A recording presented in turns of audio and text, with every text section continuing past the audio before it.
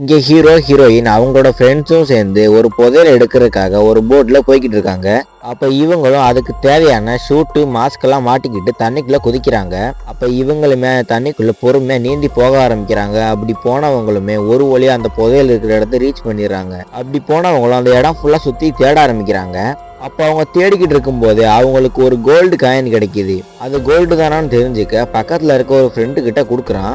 அவனுமே அதை பார்த்துட்டு கோல்டு தான் கன்ஃபார்ம் பண்ணிடுறான். இதனால கூட வந்த மற்ற ஃப்ரெண்ட்ஸுமே அந்த இடம் ஃபுல்லாக தேட ஆரம்பிக்கிறாங்க. அப்போ அதில் 2 பேர் ஜாலியாக விளையாண்டுக்கிட்டு இருப்பாங்க.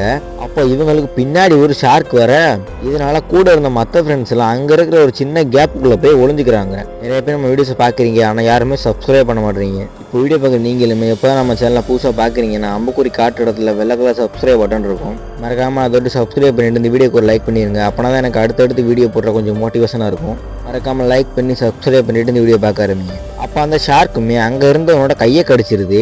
அப்போ கூட இருந்த மற்ற ஃப்ரெண்ட்ஸ் எல்லாம் ஒரு வழியாக அவனை மேலே தூக்கிட்டு வந்துடுறாங்க. அப்போ இவங்க இருக்கிற இடத்துக்கு இன்னொரு கேங் போட்டில் வராங்க.